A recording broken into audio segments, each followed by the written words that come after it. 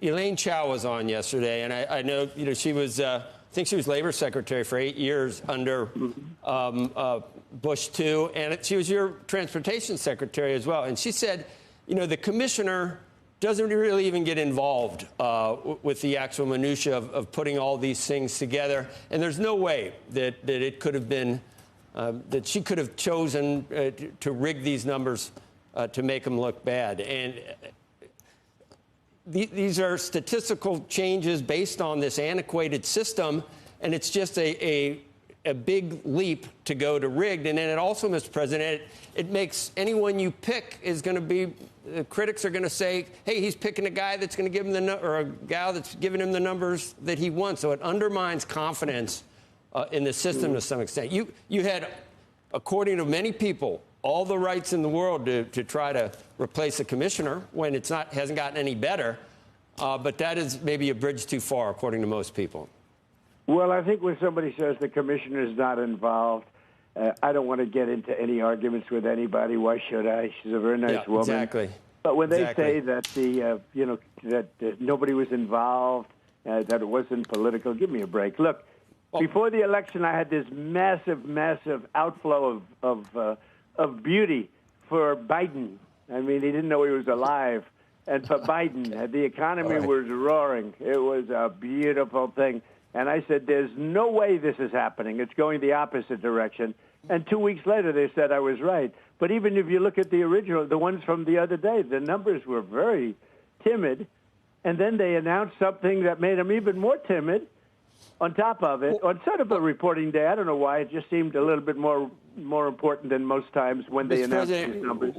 We talked earlier that the unemployment rate is still low. It's 4.2%. It's fine. I'm not saying earth-shattering. I will say this. The numbers before the election were earth-shattering. I'm not saying these were earth-shattering. But then they announced a couple of 100,000 to make it look a little bit worse from, months before. I said, where did those numbers come from? So for as much as you want to, it's a highly political situation. It's totally rigged. Smart people know it. People with common sense know it. And a lot of people to keep their head under the covers. And let's move on to this. Which number do you believe at this point? Because if you noticed, suddenly the chances of what you've wanted for months and argued for months, the chances of a rate cut soared because of these numbers. Do you not believe the current numbers because they're playing right into what you want the Fed and Jay Powell to do? They're not horrible, as you said, but perhaps with the tariffs, some businesses delayed some spending. Some consumers may have been less certain about the future. So maybe we're seeing a slight slowdown in labor, but you're going to get exactly what you want based on these numbers. Which ones do you believe? Do you not believe the revised numbers either? It's not what I want. I don't want that. I wanted it a year ago. I wanted it a long time ago. Jay Powell is highly political, and I think, I call him too late. Jerome, too late. Powell, he's too late. He's too late always. He always has been, except when it came to lowering interest rates before the election, he did. He worked that out. Who would you replace him with? I know you watch the show occasionally, and we had an extended interview with one of the prospective replacements, Kevin Warsh. Were you watching that day? Or I was. He's very good. He's very good. He's very good. Sometimes they're all very good until you put them in there, and then they don't do so good. But a lot of them, I think he's a very good guy. I think I say Kevin and Kevin. Both Kevins are very good. And there are other people that are very good, too. But, Kevin's like Karens. I don't know if that's good. A lot of times, they're very good. Like this character that we have in there now, Jerome Too Late Powell, he was very good. He said, sir, I'll keep interest rates so low. I'm a low interest rate person, sir. You could hardly hear him talking over the desk. Is Warsh somebody that worked for him, he was a big fan of his, not a fan of his, he hardly knew him, but he wanted him so badly. I did somebody a favor. I put him in there. No, he's too late.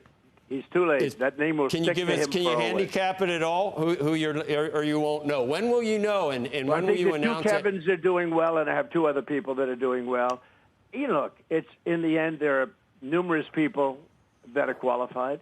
Everyone on your phone right now, in terms of at your beautiful studio, would be very qualified, in my opinion. You guys are better than most of the people that do it for a living.